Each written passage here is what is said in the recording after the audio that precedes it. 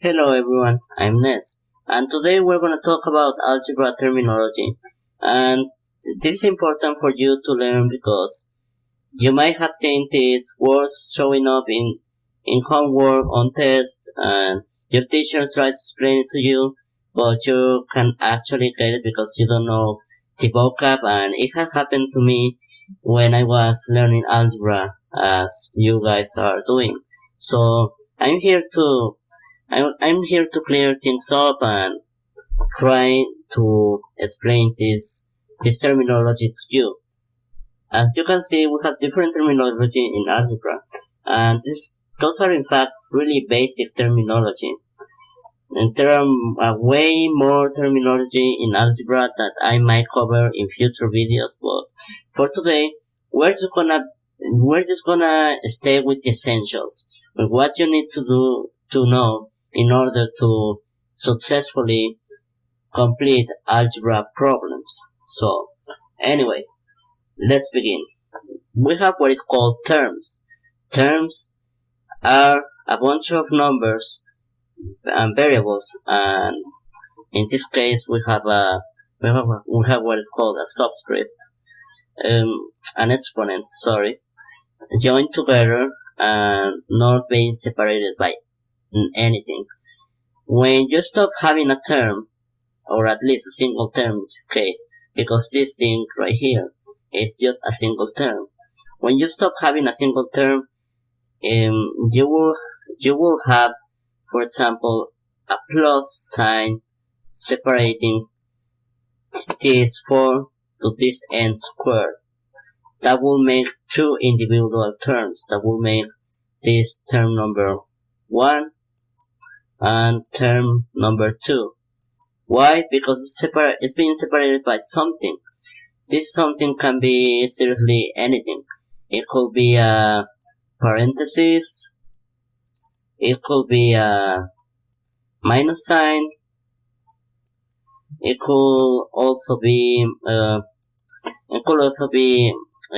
multiplication sign, but these actually have a lot of meaning. So this is not a good example. It really could be anything that could separate both sides of the term, and that will split it into two different terms. So just remember that a term is any bunch of numbers and variables that are not separated by anything. Alright? So, variables. Variables are value containers. I really recommend that you think of a variable as a value container. Why? Because let's say that a equals 3. Now, when you say a equals 3, what you mean is that whenever you have something like this, for example, 3a equals 9, for every a you see, you will have to put a 3. What it means is that a is equal or the same to 3, and for every a, it will mean that you have to put 3. So, let's just jump into this container example. Let's say that our container is a, and the value is 3. So, given the fact that we know what is a, we can assume that a is equal to 3, and we will put 3 inside this container. So, every time you have 3, you will have 3a, you will have this container, and when you unpack this container, you will have a 3 popping up. So, anyway, let's move on to coefficients. I hope that was clear. Coefficients are numbers of which the variables are being multiplied by. They are usually expressed in front of the variable, and they're easy to identify for the same reason. As you can see, this is the variable, and this is the coefficient, and x is being multiplied by 5. So, whatever number or whatever value that x is gonna have, you are going to multiply it by 5 in this expression. We are gonna return a little bit for this, for the sake of understanding. So now we have this container thing, and this variable is x. And what this means is that when you have 5x, you don't actually know what is being contained in the container. So you're gonna multiply the contents of this container by 5. So you're gonna multiply whatever is contained in here, whatever is being kept here, multiplied by 5. And that's what the coefficients try to tell you. So I hope that was clear. Now we're gonna jump into what it is an expression. An expression is literally anything. Anything can be, any number can be an expression, really. It could be something as complex as this example right here in the image, like 5x squared plus 2y plus 9xy plus 4. Or it could be something as simple as 2. Or something as simple as 2 minus 1. Really, it can be any bunch of numbers and variables. But the thing is that when you stop to have an expression, you have an equal sign separating them. That's when you have something that is not an expression anymore. That will separate it into two individual expressions. Because you can't have an expression that has an equal sign dividing it. That will make it an equation, and we will get to that in a second. So you have two different expressions right here, now that is being divided by this hypothetical equal sign. You have expression number 1 and expression number 2. And I hope you had gotten it by now, that an expression is just anything that is not being separated by an equal sign. And now, let's speak about equations. An equation is exactly the same as an expression, but now you just imagine that a big equal sign appears in the middle of it, separating the independent terms. These terms right here from these terms right here from having any interaction at all. Imagine this is like a bridge. No, imagine this is like a wall that is separating this property right here to that other property. That will make it an equation, because now you will have not stop being an expression. Now you have one side of the equation and another side of the equation, and in order to figure out what the variables actually mean, you will have to manipulate numbers around. So now it's time for the review. If you didn't get that, this is your chance to get it at least. A term is a bunch of numbers and a bunch of variables together, not separated by anything. You can have two, and that will be a decent term. That's also a term. You will have 24 to the cube, and that will also be a term. Let's just note that this is not like 2 plus 4 to the cube or something like that. It's just a simple number with a variable. Just to make another example, 3x is also a term, a valid term. You have also what is variables.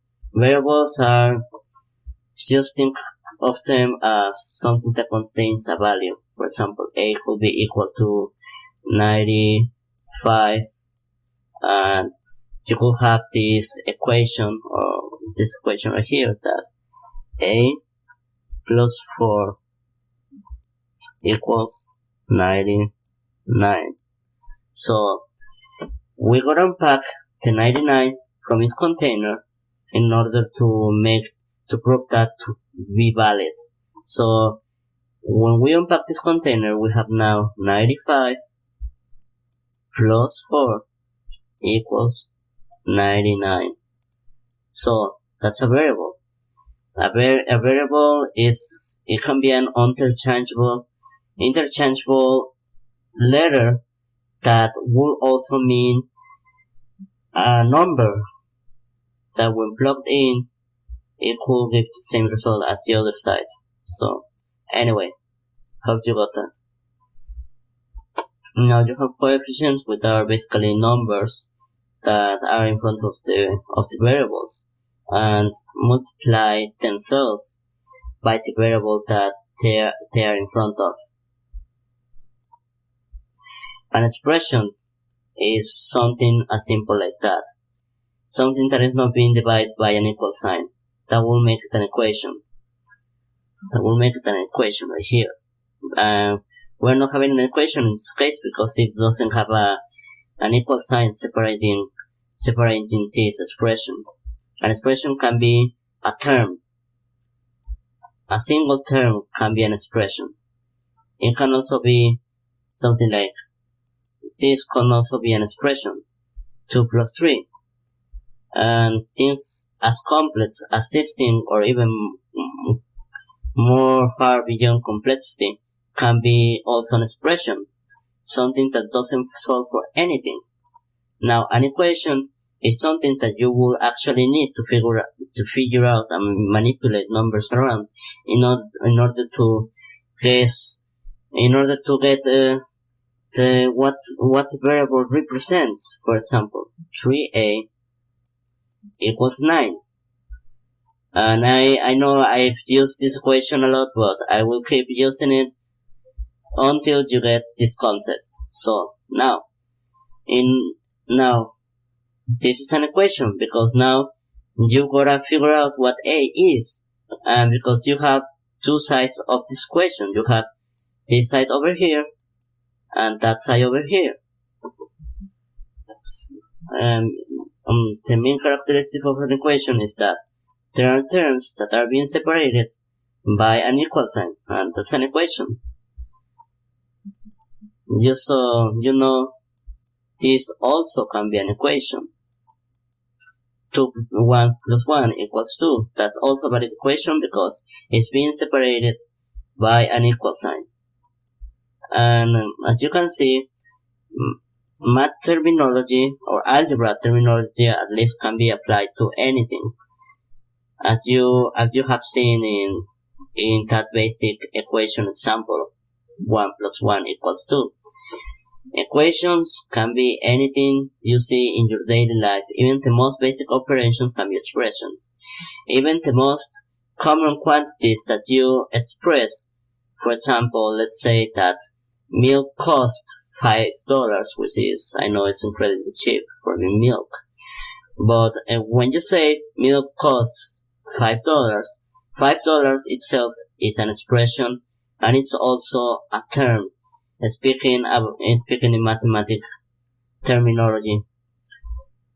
So I just wanted to make sure that you understand this terminology because it's gonna be useful for you in the future, and it might be useful for you now that you're starting to review algebra and having homework of it and having tests. And I don't want you to be worried because my mission here is to help you move on and get an A in the class. So anyway, thank you very much for watching this video. I hope you had a really good day, and please share it, comment, like, and subscribe. If you have any suggestions or any questions, feel free to post it in the comments and I will take the time to answer them. And I hope you get an A+ in your class because my mission here is to give you the tools necessary to achieve that goal. Anyway, thank you very much for watching.